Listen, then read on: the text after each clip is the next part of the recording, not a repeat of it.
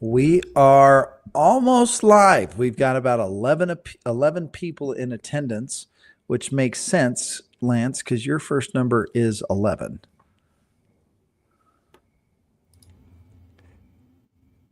Can you hear me, Lance? Yeah, is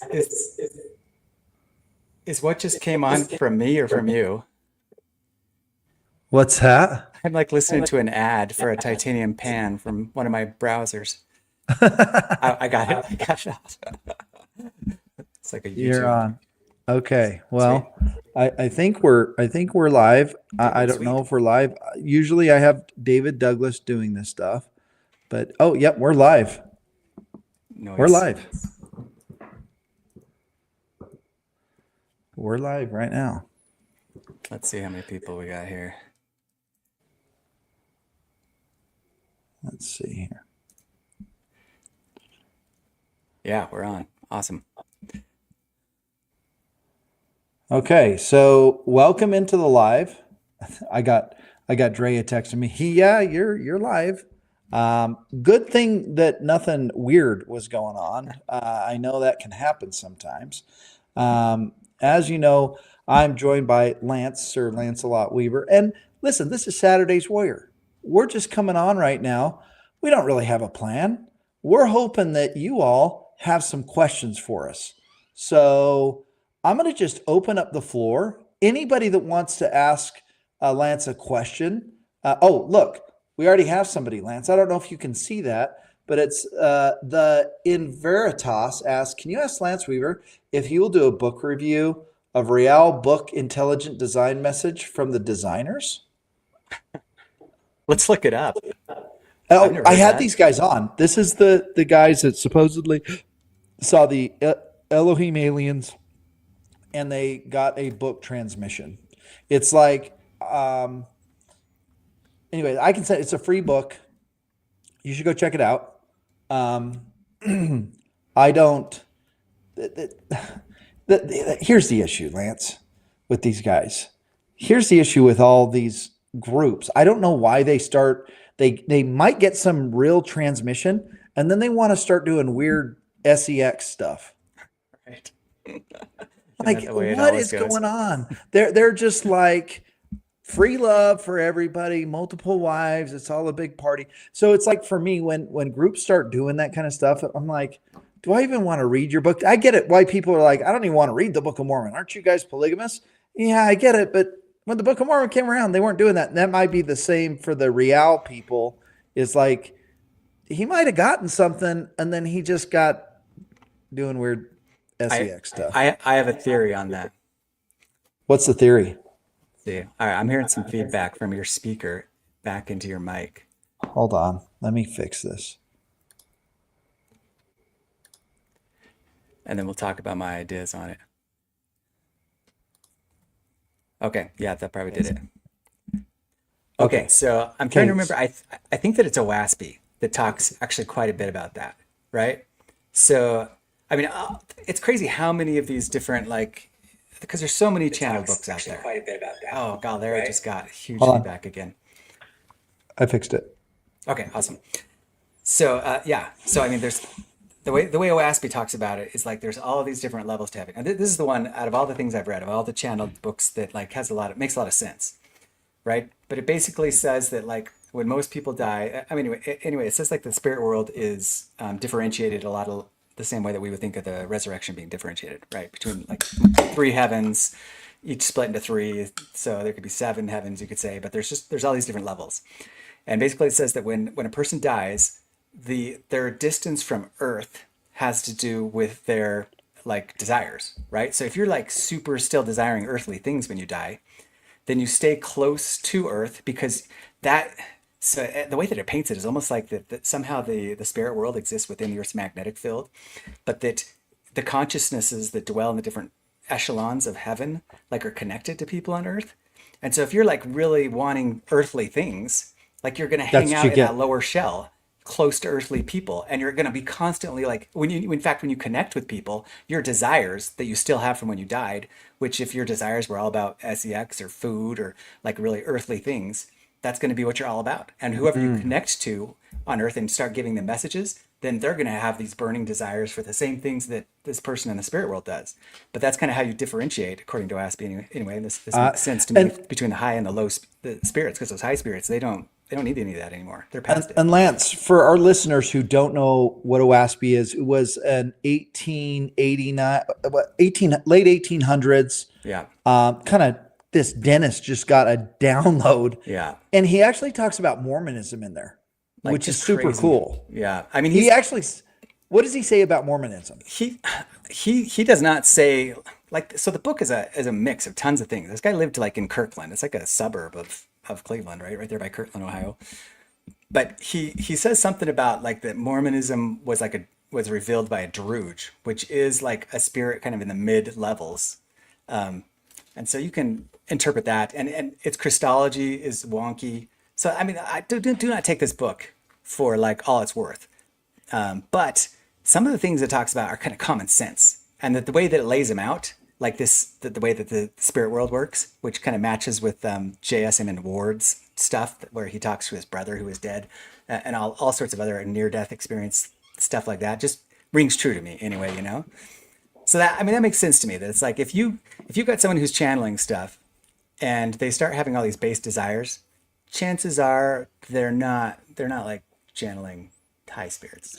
Yeah. Now these guys claim that literally the Elohim came to him and gave him this record, but it's interesting. We had him on, and I'm not really vibing their stuff. He's posting in the comments. It wasn't channeled. I get it. Wasn't channeled. Whatever it was.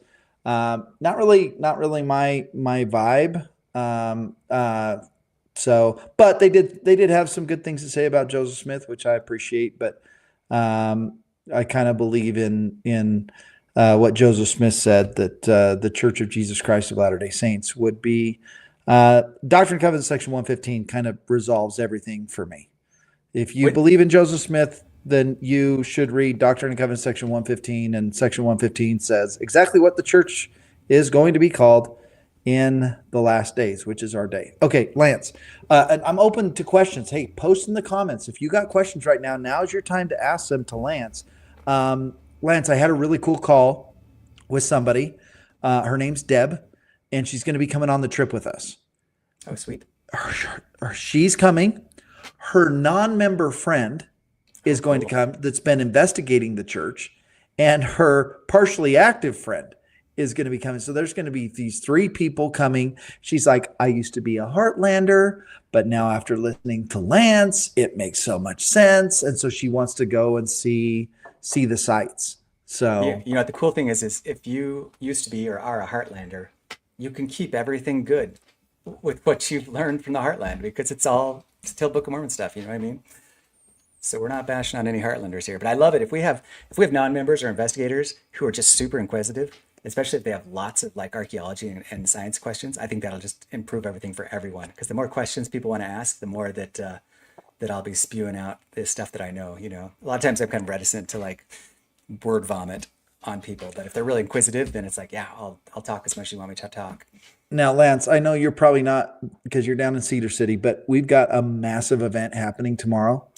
We have about 150 people coming now, and I think it might even climb to like 200 people. That is so awesome. And listen, if you're coming and you're watching this, we're excited for you to come. There is a church parking lot. You guys should be getting something from HR. Park in the church parking lot. There's tons of parking over there. But what a cool gathering we're going to have on September 21st. Now, Lance, do you remember this song? It's like, do you remember the 21st day of September? Do you know that song? Vaguely. I totally remember that tune. Isn't it interesting that there's a song about the 21st day of September, and it was on that very day that Moroni visits Joseph Smith for 5 years in a row, yet we have this song that came out in the 70s or 80s talking about, do you remember the 21st day of September?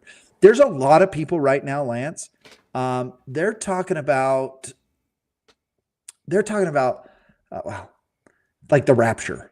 Right. Have you seen this? Oh, yeah. What do you think's going around right now? Why are so many people are like, the rapture's coming on the 23rd, Feast of Trumpets?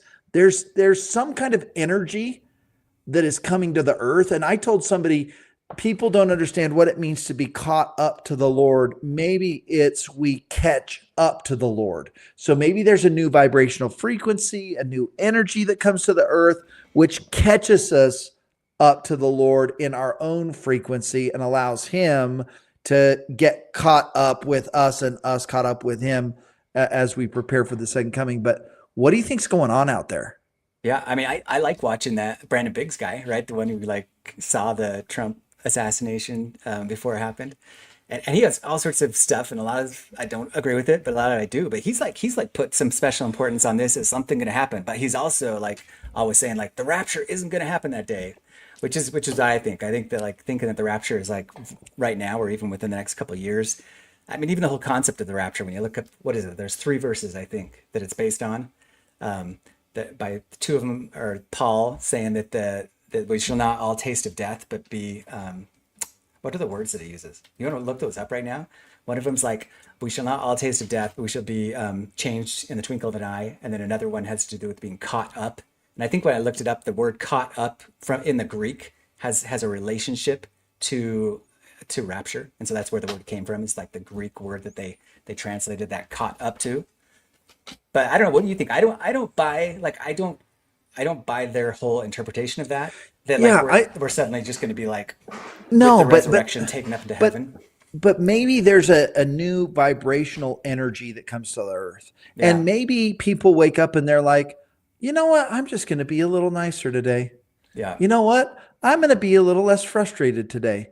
yeah. And maybe the rapture, maybe Satan right now is being bound to a degree or something, or he just doesn't have as much influence. And so it's like maybe it's something like that that's happening. Maybe it's a day of Pentecost where the Holy Spirit's just flooding the earth and people are just having baptisms of fire. I don't know. I love like comparing it to right because like I think that each age history repeats essentially. So if you remember my presentation I did that showed my timelines where I have my like Daniel 70-week timeline and showing how that 500-year period, the 490 years, like repeats over and over again, and then every 2,000 years you've got like a major repeat. So that basically what's going to happen now is kind of a repeat of what happened leading up to the crucifixion of Christ. And same with the Book of Mormon, right? The Book of Mormon events kind of repeat here, and the Old World events repeat there. So, like, let's think about the Old World. Like, was there a rapture?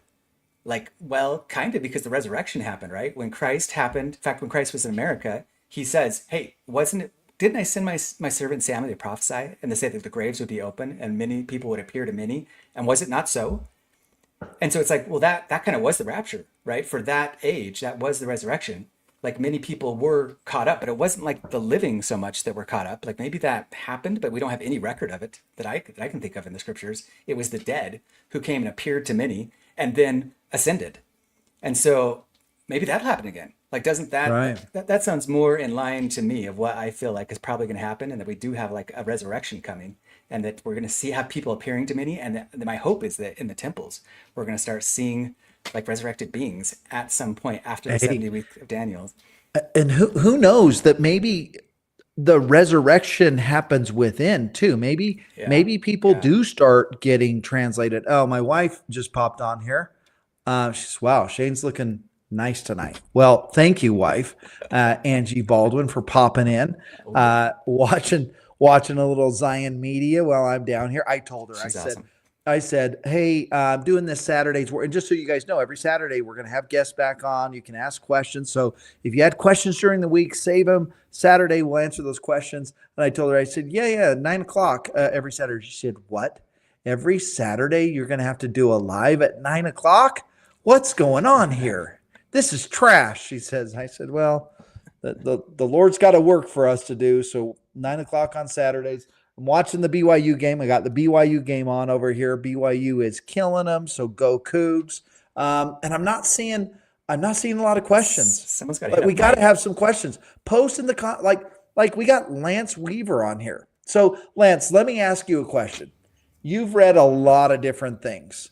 How do you decide what books you're going to really, I text you, I think it was today or yesterday about the Keys of Enoch.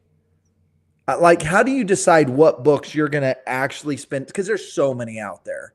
How do you determine Like, what's the process you go through to decide if you're going to read I mean, any one of these if books? somebody shoots me a book like that, like I'll look through it, right? And so I'll get recommendations, and I really love those kind of spiritualist texts. I'm not really into reading like spiritual academic text. I am super into reading academic archaeology, geology, science text, right? So if I'm gonna like, I love that kind of academic text. That's like the main thing that I read. But if it's gonna be a spiritualist text, like I don't want it to be pedantic. I don't want it to be like some kind of academic work. I want it to be like What something where word did someone, you just use here? You said pedantic? yeah, yeah, I don't want it What to be the heck? For us that are a little slower, what does that even mean? like literally, it's like the teaching of children. And Okay. so, more ironically, it's kind of like something where someone's talking down to people and like so smart and talking to everyone like they're, more What a great word. less I'm going known. to use that. Can I steal that from you? Oh, for sure, for sure. Yeah, Pedantic. that's a good Don't one. give me anything that's pedantic. I'm looking for Yeah, something a little more yeah. sophisticated. I don't Did need any I? of your pedantic sermons. Yeah, exactly. Hey, that's Someone's a good talking word down to to you. use when you're playing Scrabble. There You'd you really go. get somebody on that one. There you go. But I love channeled stuff. I love it. I love it if like I take it all with a grain of salt. I don't believe just anything, but I love when people throw out really original new ideas. Okay, so I got one for you. I got another one for you. Somebody just posted. My husband and I are thinking we saw Joseph Smith in the Provo City Center Temple while doing a family sealing. Hey, so let me ask you a question, Lance. We know that Joseph Smith is the dispensation head.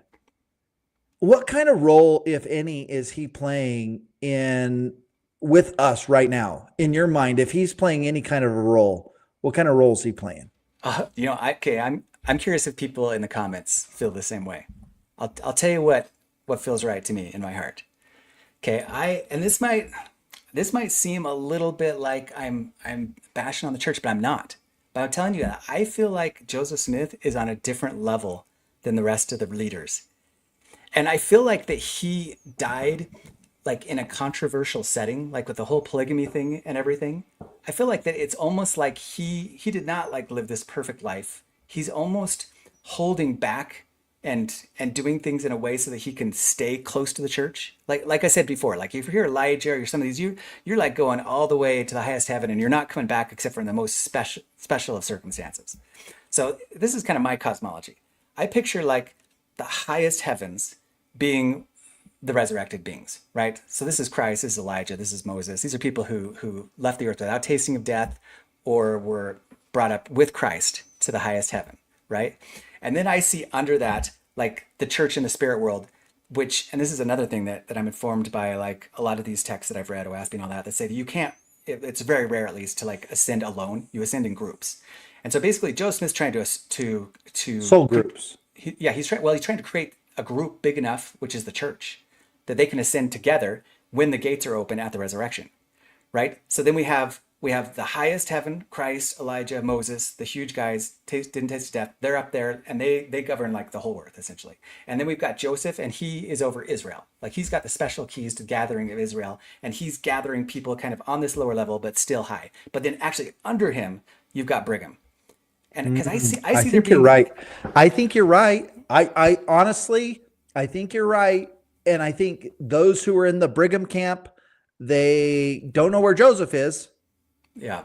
And those that are in the Joseph camp have ascended past the Brigham camp, and those in the Brigham camp are still down there practicing polygamy. Yeah, that's what I just feel, and I really see it when I read DNC 76, right? And so many people don't catch this part, but when it goes through the celestial and the terrestrial and the telestial, first of all, they don't understand that all of those three, like DNC 76, if you read, it's specifically talking about the spirit world. Now, those things are mirrored in the resurrection because the earth goes through the exact same levels that exist on the spirit world. And so we have a telestial earth right now. It'll become terrestrial in the millennium. It'll become celestialized after that. But when it talks about them seeing the beings in DNC 76, it specifically talks, like it says in three different instances, he's seeing spirits, right? These are the just men made perfect. These are the spirits of men in prison. He's always talking about spirits. So, like, in my mind, like when I see DNC 76 talking about the telestial world and it's saying that these are them that are some of one, some of another, some of Christ, some of Paul, some of Apollos, some of Cephas, the part I'm talking about. Yep. Like, I think that there's a lot of people in the church that are kind of that way, like some of Christ, some of Joseph, some of the modern prophets, some of Brigham, Like people who haven't really practiced to a high enough degree the gospel of Jesus Christ and are kind of caught in sectarianism and just kind of caught in more lowly things. I think that they're all preparing for ascension with Brigham Young, Gotcha. right? And then the martyrs and the people who really just like, those people that that are absolutely stellar, that those guys are with Joseph Smith.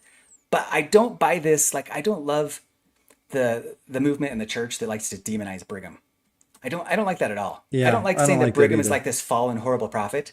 I don't think that he's on the same level as Joseph Smith, and I think that he is like a full echelon lower. Like he's in the telestial version of the spirit world, you could say. And I'd have to go into detail to help people understand what I'm talking about. This from DT76, but I think that he's a lot like King David, right? King David lost his exaltation. Like, Right. but praise the Lord, he will not leave my soul in hell. So David did the same thing. He was like this powerful kingdom builder and imperialist, just like building this empire. But he Totally. he was cool with the fact that he's like, I know I'm not going to the high heaven. I know I'm going to kind of be in basically hell, in this like that's basically what the terrestrial kingdom is, like a little section of hell where people prepare to get to the celestial kingdom. So I think that Brigham is in this lower level, preparing the church, and Joseph is overseeing that, but that they're separate. I love that. That's just Okay. that's the way I see it. There's another question somebody asked, and it's a really good question. Somebody's like, hey, with multiple mortal probations or the concept of reincarnation, how do sealings work? Now, I'm gonna throw my theory out there, and then Lance, you can throw yours out there. I'm going to say that's why we have ceilings today, so that it can stop this series, or like Lance said, you come down already sealed, and you think that everything's happening randomly, but in truth, it is all by divine design, and you are linking back up with every single one of those people that you are sealed to.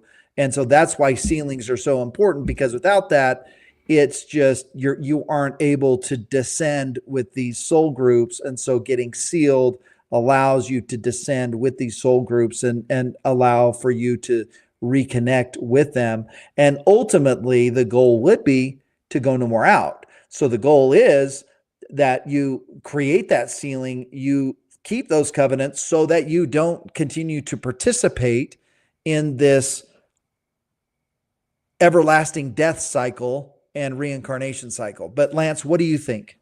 And that Yeah, question was by Sherry Balmus. yeah, and people should drop their thoughts in the chat here so we can read off what they say too, because we're just speculating as well.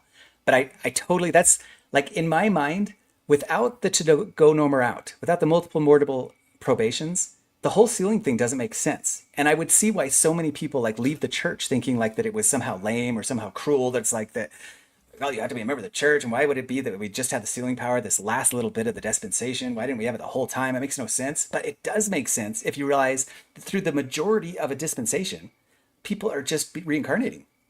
Like, and they're basically, so there's a something, the Gospel of the Holy 12, which I really love, and it's one sentence almost, but in this verse it basically says that you have to ascend past desire in order to be exalted. And what it means is earthly desires, the same thing that we were talking about before. And so it's like, why is there some type of reincarnation? Because people who are stuck on earthly desires, they keep coming back to earth to fulfill those desires. They want to be a hero. They want to do this crazy sex thing. They want to do this crazy power trip thing. They want to do all these things that are kind of wicked. They have all these wicked desires. So they just keep falling back to earth to accomplish those desires.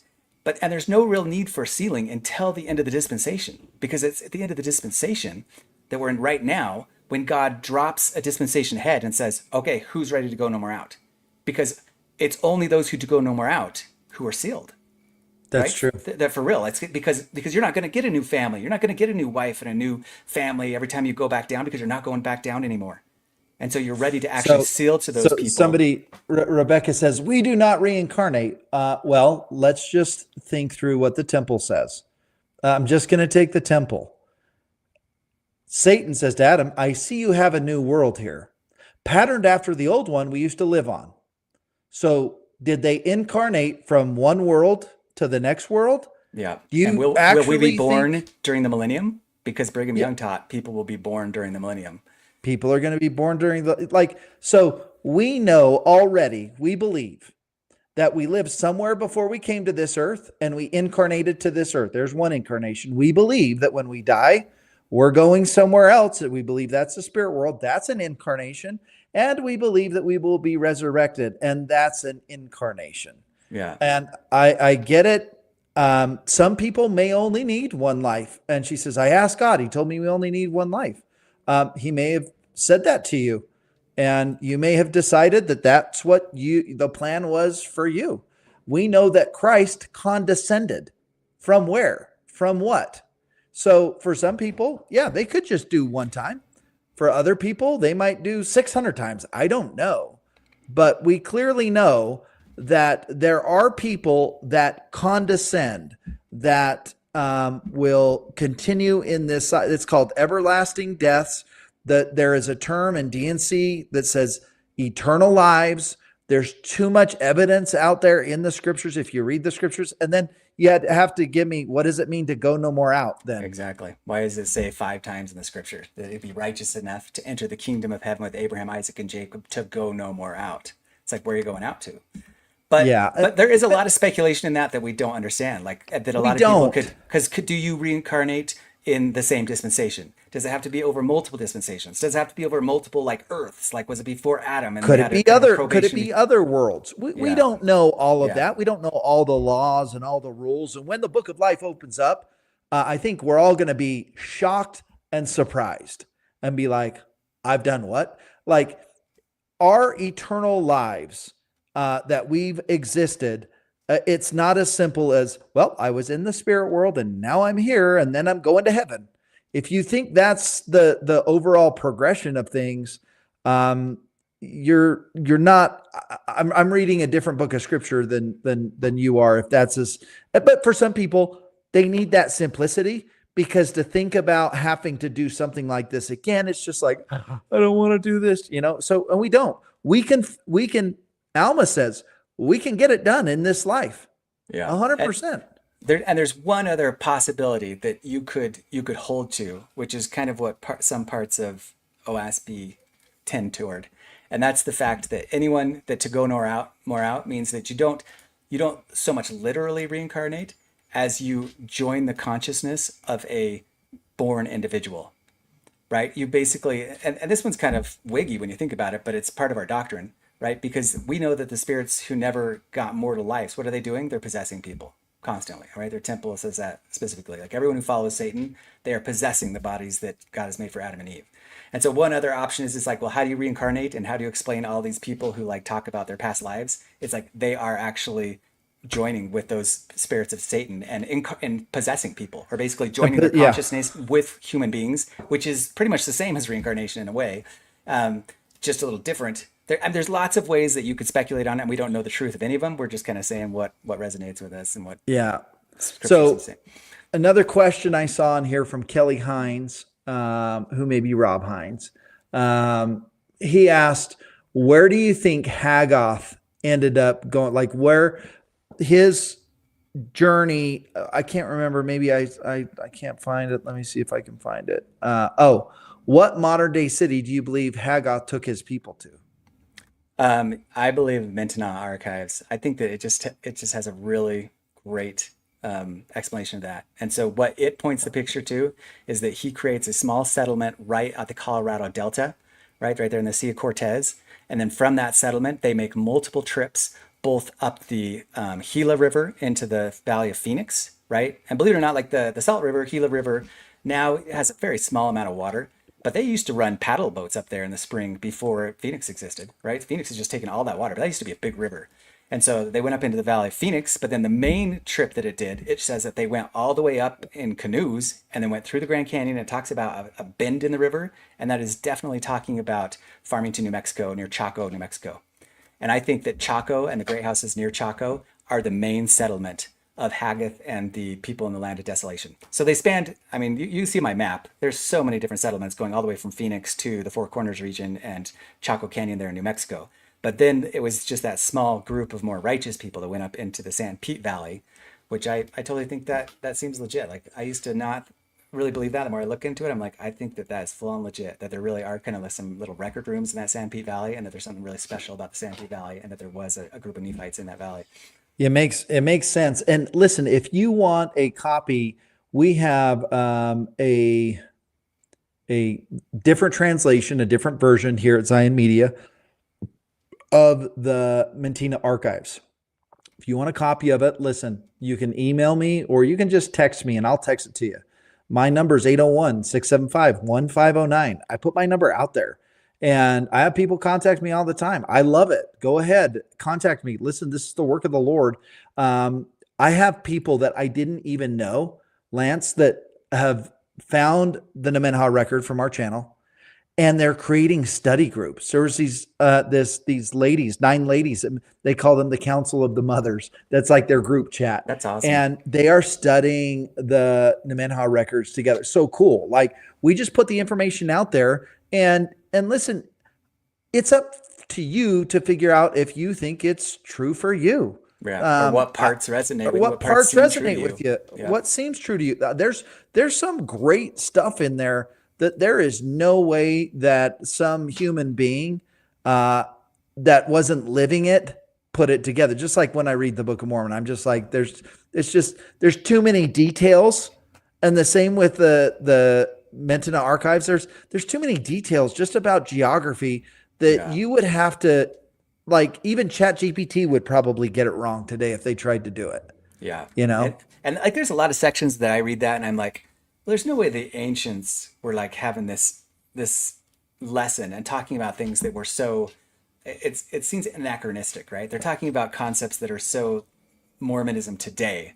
And I'm kind of like, I don't know if I buy that. But at the same time, this is a great sermon. Like, holy cow, all the things that it's saying are like spot on for things that could correct our own actions in our day. It's like this, I really feel like, and I think that's how channeling works. You kind of mix in your own stuff with what you're like seeing in the spirit realm. And a lot of people say that about the Book of Mormon too. They're just like, oh, that was fitting for Joseph Smith's day. Yeah. This ties in perfectly. Yeah. Oh, maybe it does. Maybe it's supposed to.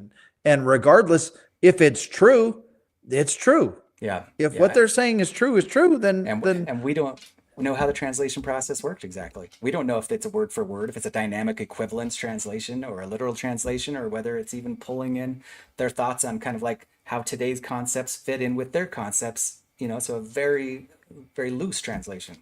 Yeah. We don't know. Totally. Some parts we know we're very specific because they're translating words letter at a time. Lance, what do you know about draconian years? Did you and I have a conversation about this? No, but you know what? I have one of the most popular Mayan calendar converters on the internet. Like if you Google Mayan calendar converter, you'll probably see within the top like 10 results my Mayan calendar converter. So I remember having to study that a bunch for that. I want to run something past you. Somebody sent me something and I'm like, you got to be kidding me. On August 21st of 2017, which was the first eclipse, to the second eclipse, which happened on April 8th, 2024, it's exactly 7 draconian years. Like perfectly. Okay. Now that's cool, but get this. From the April 8th eclipse to the eclipse on August 2nd of 2027, it is exactly 1,211 days, which is exactly 3.5 draconian years. And get this, from August 2nd, 2027 to March 20th, 2034, those are those other 2 eclipses. Guess what? Exactly 7 draconian years. So if I remember right, and maybe I'm going to look this up again right now, a draconian year actually is like an eclipse year, right? Like the way that they count draconian years is by using how long it takes for the moon's node to pass in front of the sun. Exactly. And so it's not particularly surprising that there's 7, years between an eclipse. And I remember looking this up, but I think they only happen like every 400 years or so, that you end up having these like clusters of eclipses that in a certain location repeat every 7 years. So it's kind of a big deal. And it kind of goes along with the whole Daniel, his 490-year thing, because they happen like in these cycles that seem to repeat every 500 years or so. You end up getting a bunch of nodes together. Eh, it's 7 and a 7 and a 14. They happen like within I think it's like a 40-year period every 500 years, and then there's like gaps in them too. In fact, I have a spreadsheet. I could probably show someone this spreadsheet I made that had all of these different. I wonder if I can pull that up. Somebody's asking me again. My number is 801-675-1509. I will text you the Nemenha. And this version that we have is so much easier to read than whatever Cloudpiler had going on. It's a completely different translation. It even has some books that Cloudpilers doesn't have. And I've gotten permission to go ahead and share that. So just text me directly. We are going to print it so you can actually buy the print copy. We're working on that right now. But yeah, just text me. I'll send you a copy of it. I found it to be an incredible record. I don't know, Lance, if you read the sealed portion that Totally. Nemelka came out with. Totally. I don't get the same level of like doctrinal richness Same with me.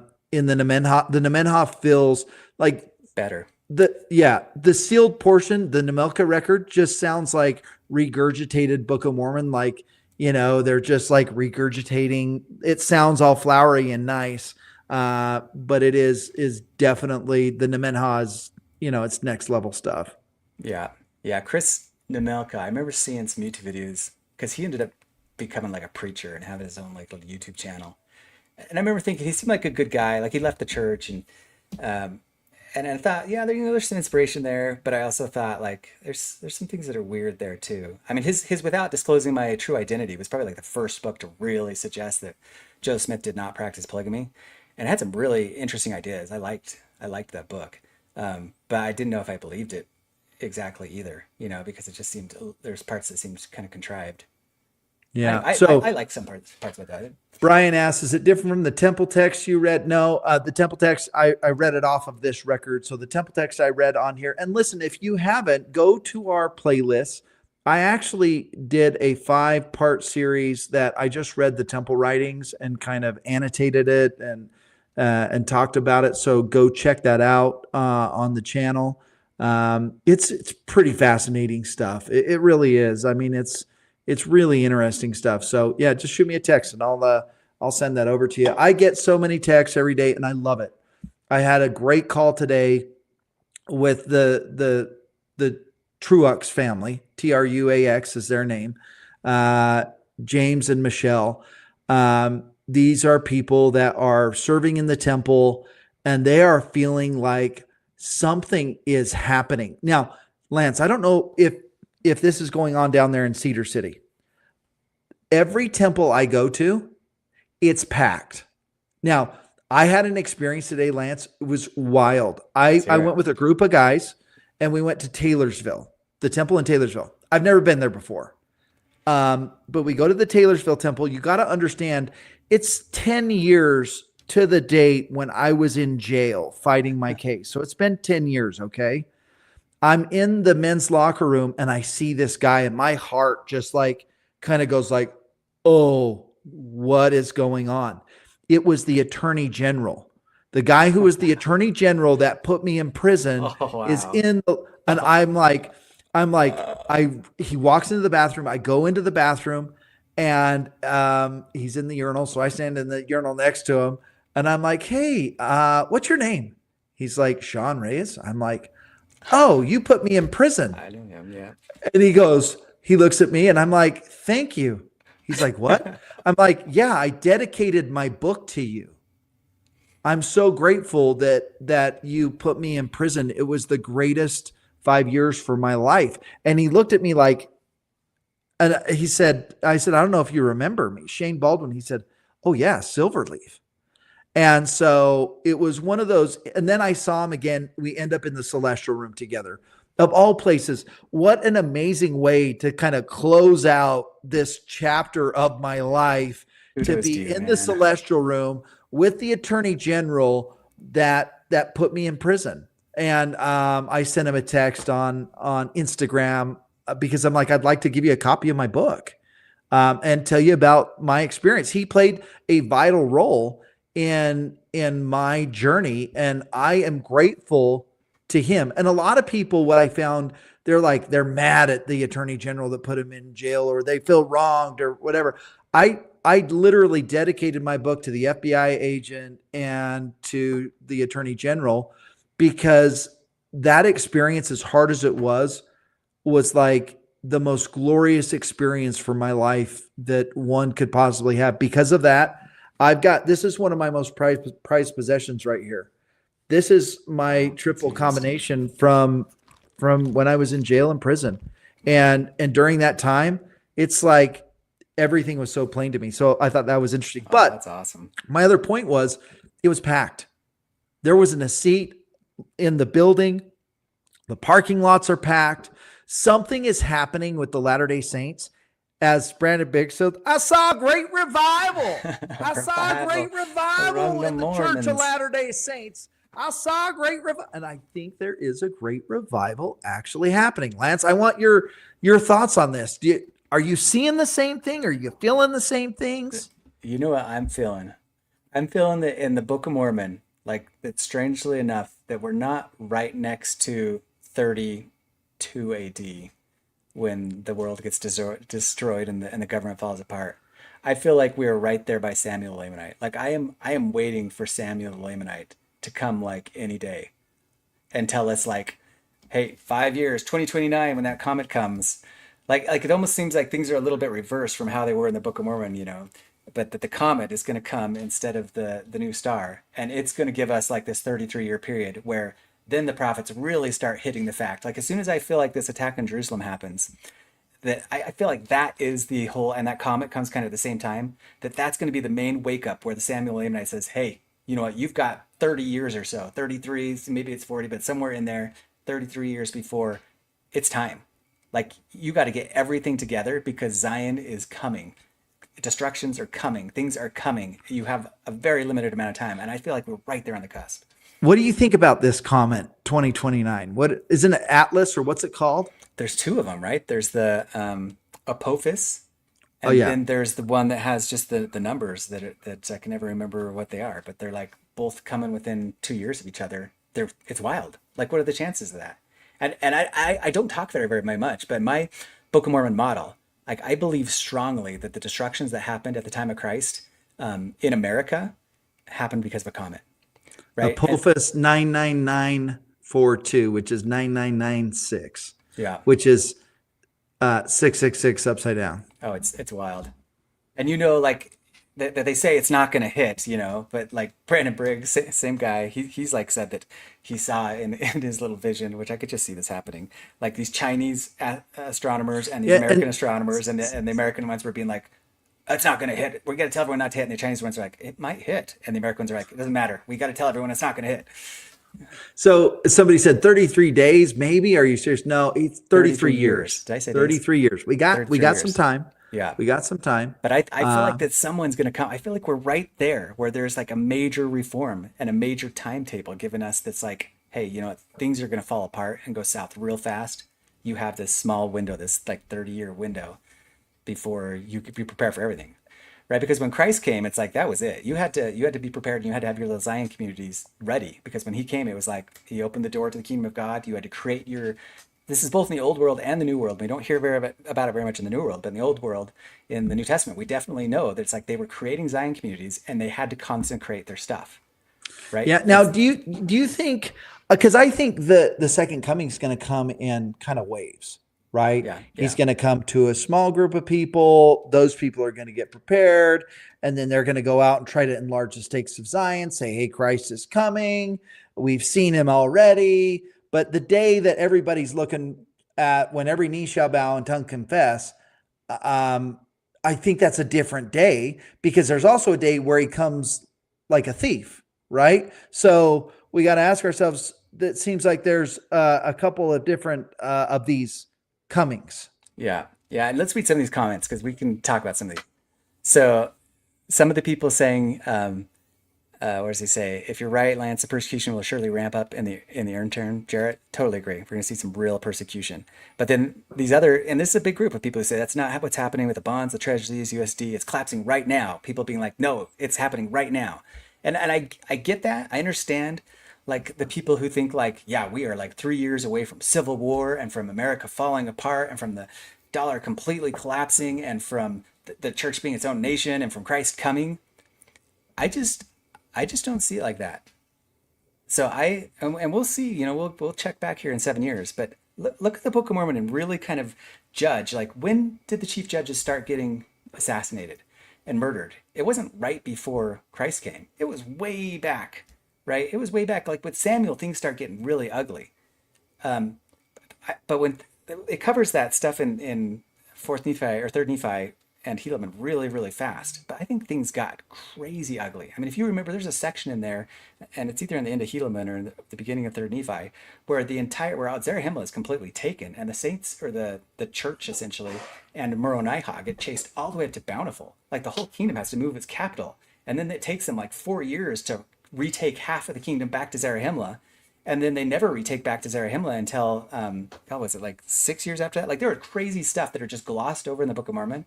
But if you read it carefully, like really wild stuff is going down. And I don't think we're there yet. I mean, things have ramped up and started to get really ugly, but the last 20 years have been Well, pretty peaceful. I feel like 2034, 2033, 2034, something's going down. Yeah, yeah. I think Israel is going to get attacked. And I Yeah. think something crazy is going to happen in America. I think we're going to have Now, an assassination. We're going to have like a mini, now something crazy. speaking of Israel, I'm seeing a major shift of people that used to be very pro-Israel going like, I don't know about these guys right now. I don't know about what they're doing. They seem to be controlling everything. They seem to be behind all the conspiracies. It seems like they own every business. What's going on? The Jews are running everything. And I'm seeing people starting to freak out, and they're starting to look at Israel. And that's kind of what Charlie Kirk was doing. He was saying, hey, I actually don't agree with some things here. What are your thoughts with this kind of sentiment turning against Israel? I think we saw the same thing happen right after World War One. And if you remember on my timeline that I show, that it's like we have a minor repeat between the times of Ephraim and the times of Judah. And just in the same way that the Northern Kingdom was taken captive 132 years before the Southern Kingdom, we had kind of a mini 132 years before what's happening right now was like World War One and World War Two, the St. Salt Lake Temple getting dedicated, and basically a mini of what's happening right now. Like if you look back 132 years, you kind of see like a preface of what's happening right now. Um, anyway, I think that I feel really strongly that Israel is a type, and that Israel is essentially like here to judge all of our hearts, right? And in this way, right? And it's not just Israel as in the nation of Israel. It's also the people of Gaza. It's the people in the land of Israel, which are both Palestinians and Israelites.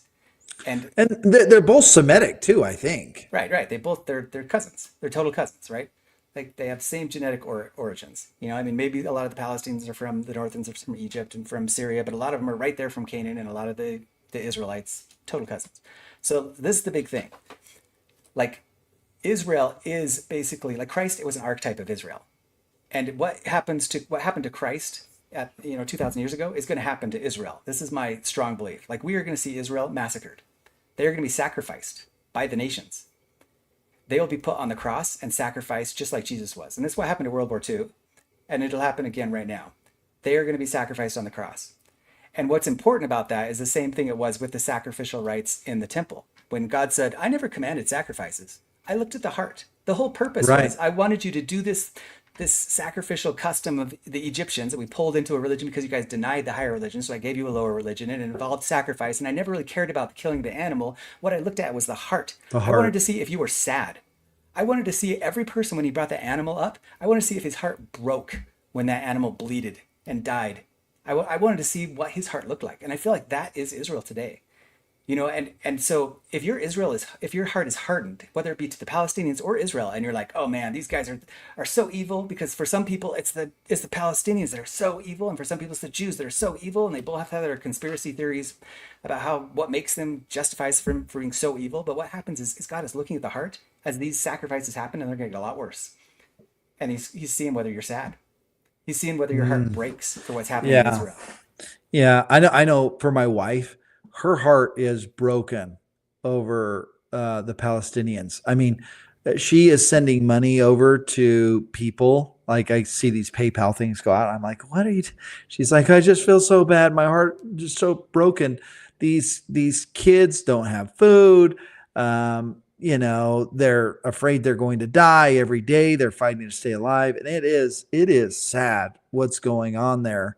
I'd like to see us just get out of all of this and see Zion kind of take hold, but I'm afraid that we're not. We're going to see some pretty ugly stuff. Yeah. Yeah, we have Reuben saying Israelis are all European secular people. That's just not true. About half of Israelis are secular. About half of them are somewhat religious or very religious. Um, I know a lot of people are like the Khazarians. They stole the Jew name. They're not Jews. There's a scripture, and they'll quote the scripture. Those who say that they are Jews but are the synagogue of Satan. yeah, I mean, if you You- that whole Khazarian thing, if you read about the Khazar Empire, if you want to call it an empire, get into detail, because you had Maimonides and some of the Jewish diaspora from Spain that was writing letters to the Jews in Khazaria. So it certainly was a Jewish kingdom.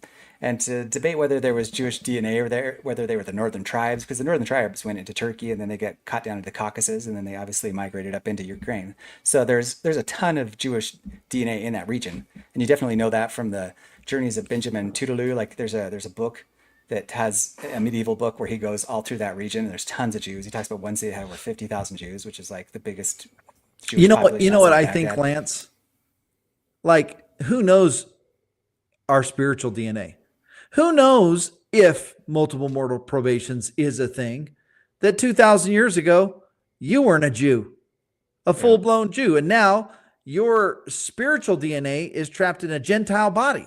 yeah, Like, who knows, right? We do know that there are certain people that have that DNA, but who knows that their spirit wasn't at one time a Gentile? I mean, yeah, these spirits are jumping in and out of these bodies, and what we do not know is a person's spiritual DNA.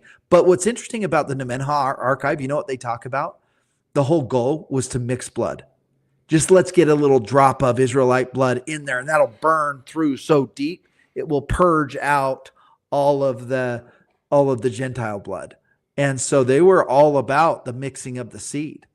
yeah, And maybe that's the scattering, right? Imagine that's the scattering of the Israelite blood. And the 12 tribes that's the scattering. Not that they got scattered, but they just scattered their bloodlines all over the place. yeah. And I've had a lot of people theorize about that. Well, I mean, it's crazy how much, like, when you think about, for me personally, especially, like, how much I relive my parents' trauma and the things that happened in their life. Like, DNA is a real thing. Like, things from your grandparents, like, pop up in you. And I've noticed as I'm doing my Book of Mormon research that it's like there are groups that are just really violent in the past, and they stay violent. Like, a huge one is the Chichimeca. Like the Chichimeca, which is where the Sinaloan cartels are all hiding out right now, there by Culiacan. They've just always been really violent. Like, they're a violent people. And it's It's like, just and in I their blood. for real, I think that you have like these generational things that has to do, like, Jewish is probably the same way. They're like probably really religious, and it goes all the way back to Abraham, where you have these pockets of people, and it makes sense that we would be Israelite, because we suppose that's what we say we are, is Ephraim. Like, the church is Ephraim. We are restored Israel, and we are associated with the Gentiles, which Joseph Smith even said in the Doctrine and Covenants, right? This people who are associated with the Gentiles.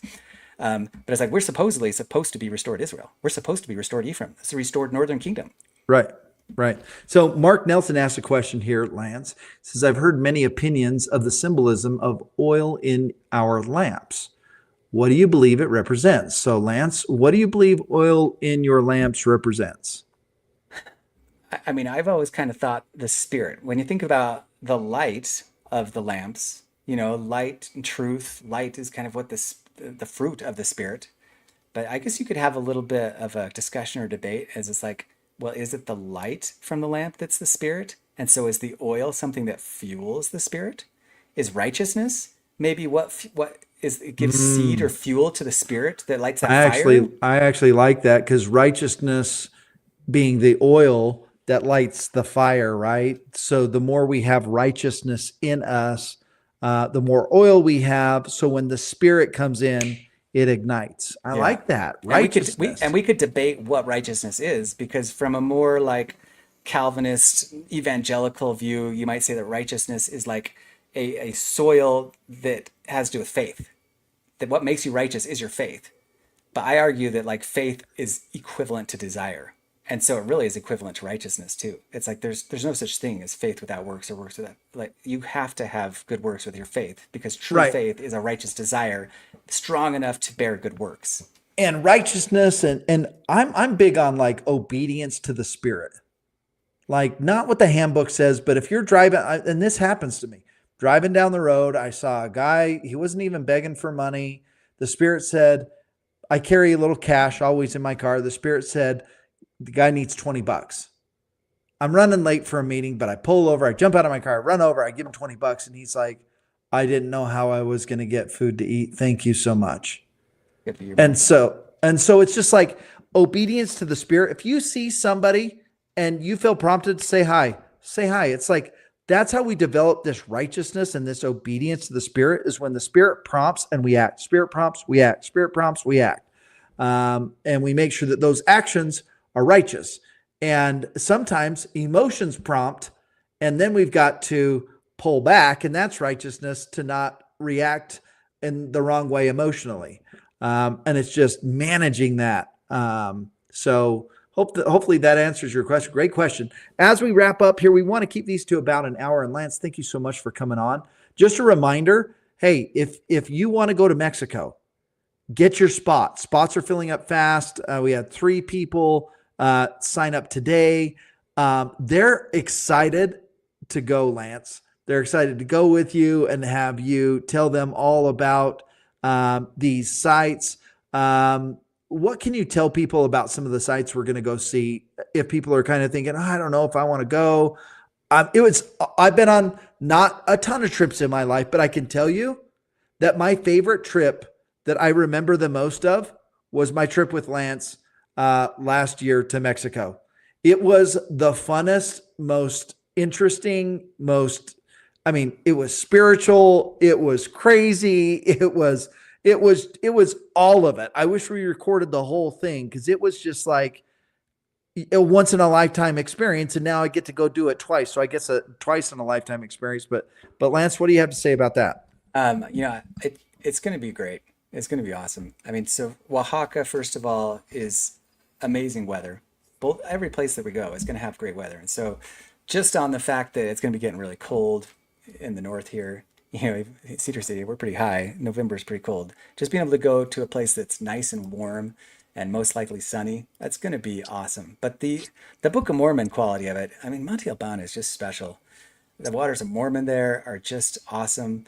The Cholula is just really cool. The Zarahemla stuff, I'm continually researching all this stuff. It's so strong. I can't even give a tenth of it on these things. I'm going to start making videos, and I'll have 100, or 200 hours of content, because there's so much strong correlations with those spots. But I hope we can make like a really spiritual experience, a really great and fun experience. Have a great rest there in the middle of the beach. I think all It'll around be it's gonna be awesome. great. Look who just popped in Sup, here. Trevor? Trevor is on a Lucas. trip of his own right now. Oh yeah. He's been all over Ephesus. He's been on the Isle of Patmos. Wait, are you Like, serious? You're in the cruise right Yeah, now? we're back. We're on Oh dog. mainland Greece right now. You're not back. You're in Greece. We're heading to Egypt this morning, like in an hour. Oh dang, man. how is it? It's incredible. Absolutely. Has it Yeah. been a pretty spiritual experience? Not like our trip, not in a bad way, right? It hasn't been extremely spiritual. It's been really cool to see all these sites. Like I didn't know that all of the seven churches in the Book of Revelations were in Turkey, every single one of them, you know. And then, like you mentioned, we went to the Isle of Patmos. We went inside the cave that John received the revelation. Really, really cool. Yesterday we went to Corinth, where Paul was, you know, like put on trial. We went to the Parthenon. Yeah, it's been an incredibly cool trip. That's awesome, man. So what's been your favorite like experience or place that you've been to so far? Um, Turkey was really cool. Like I don't know why in my mind I just thought it was going to be like a dirty third world country, and it was extremely modern, really clean. People were really, really friendly. You know, I was expecting the women to all be covered, and maybe like 10-15% of them were. And it was beautiful. And then yesterday was maybe the best. We went to the Parthenon, which you have to like hike up onto the top of this hill in Greece and in Athens, and it overlooks the entire thing. And you know, they took you right to the spot. They know exactly where Paul was preaching in this spot in Acts 17. And it's just wild. Like, you know, you go somewhere in America that's like 200 years old, you know, and you're like, whoa, this is 200 years old. And we were at a place Stuff's that, 2,000 years old yeah, plus. 2 days ago we were somewhere that was 6,000 years old. 6,000. It was insane. Most of the stuff's been, you know, 2,500, 2,000, but dude, not, you know, to promote our trip to Mexico, that there was just a spirit at Monte Alban when we went there. You know, you could like feel it. And so far, maybe I'll get that experience at the pyramids, maybe not. Definitely didn't have any of that, you know, and these guys were all pagans. Maybe that's why. But Are I'm you I'm guys excited. going to Luxor too, or just to Cairo? We go to Memphis, and we don't get to Luxor, so we're in Cairo the whole entire time. Just Giza. Memphis, and I can't remember where Giza. else. And when are you back? On the 24th or something like that? Yeah, 24th. Okay. Well, you are going to miss. We've got over 100. I think it's like 150 people coming to Right. the shofar trumpet blowing ceremony, That's barbecue, awesome. hot I've been dogs. seeing the updates. It's gone from like 20, 30, 90, 110. It's like blowing up. Yeah, it's so I get so nervous whenever we do these like events that nobody's going to show up. I don't know why. I worry, and more people show up than I anticipate every single time, but every single time I'm just like, oh, nobody's going to come, nobody's going to show up. But yeah, it's pretty cool. We had some people flying in from out of town. Trevor, I don't know if you heard my story, but I ran into Sean Reyes in the temple. Oh, The no. guy who put me in prison. I chatted with him, and it was a good chat, and it was kind of cool closure and highly symbolic for me. That is cool. Dude, I'll tell you that it's not chance It's because not chance. There's no check this coincidence at the out. So temple. I had this bishop who I had a serious disagreement with, right? And it was when it was right before COVID when the church was like they just released the essays and there was so much stuff online about like Joseph Smith and polygamy, and I was so bothered by the whole Fanny Alger thing, like so bothered. And like I seriously I stepped away from the church. Not really. I still went to church every week, but my heart stepped away from the church for like 2.5 years, maybe 3 years. And a lot of it boiled down to my interaction with this bishop, and it was just like he like released me from my calling and said he thought I was going to lead people astray because of my saying there's no way God commanded Joe Smith to like do this with Fanny Alger. Anyway, I had lots of issues like with that, and then also I said I thought that the mall or something should be handled by the presiding bishopric, not the 12. I don't care about that. Check this out though. As soon as I went back to the temple after those years, who was like right there in the dressing room? Like, what on earth are the chances of that? Like, Oh what my are, and then not only that, goodness. again, like at the veil. And Hey, I was so like, dude, I get your point, God. Okay, okay. yeah, I'm not, I that's don't harbor ill feelings here. it's so funny because I see him in the locker room, and he's not even in my session, but we stayed in the celestial room long enough that by whatever session he went through, he come walking in and I saw him again. I meet his wife in the celestial room. I'm like, yeah, he put me in prison. Best thing that ever happened to me. But anyways, That's a test right there. God's looking at your heart. It's that whole looking at your heart thing again. it is It's like, totally, totally. Any other questions as we kind of wrap up here? It's getting close to bedtime for me. Trevor's on here. Um, dude, Trevor, get us some footage, man. I hope you're taking lots of awesome footage. I got some good ones. I'm gonna live stream from the pyramid. oh, nice. I gotta get the StreamYard. My YouTube somehow took away my live streaming on Zion Media, so I don't have permission. Oh, we'll get with Drea. She'll get y'all Yeah, set up. I will. Yeah. Okay. Well, thank you guys for jumping on here. Trevor, thanks for Hey, joining did us last BYU minute. win? I just Oh woke yeah. up. Oh Did yeah, they BYU win? won. Oh yeah, All right. they won. Oh They won. man, Good I need to game. watch It the was like highlights. 34-13 with the 3 minutes left. So I don't know what the final score was, I stayed but up yeah. till the middle of the night only to have my heart stomped on and see Utah get Lisa destroyed. Lisa Frampton says, "Do you need me to bring a mic?" Lisa, yes, please bring a mic. I think we have one, but it wouldn't hurt us to have another one if you got a speaker and a mic. Lisa Frampton, please bring it. I'm so excited to meet all these people. Make sure Is if you that come, tomorrow? this Is that tomorrow. tomorrow? Yeah. Okay, tomorrow's today for me, just so you know. Oh, you're the 21st right now. Well, if you see Mm, any angels named Fanuel or Moroni running around out there, you let us know yeah, because the portal's open right now. I'm gonna head out there at midnight tonight and just see if there's Just any see. portals. Just see. Oh, and Yeah. Lisa, yes, you got an amp too. Yes, bring it, please. It's so cool. I'm so excited to meet all these people.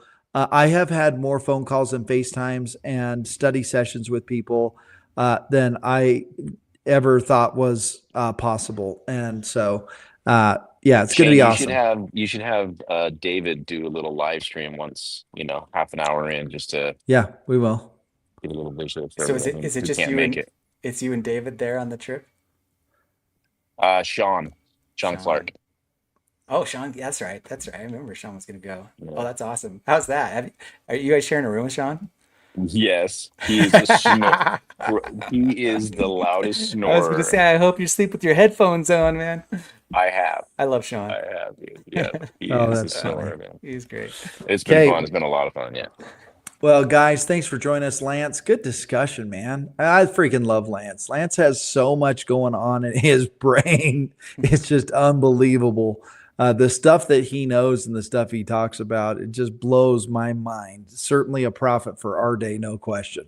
Okay. Thank you all for tuning in. For myself, I'm Shane Baldwin. For Lance, Lancelot Weaver, and Trevor the Keys. Thank you. Thank you so much for supporting us here on Zion Media. And we'll see everybody tomorrow. Make sure you come and say hi, grab a hot dog, bring your pickleball shoes, and let's have a time. Fanuel, Latter day Moroni, where you guys at? Make sure you come to the barbecue. Have a good day, all.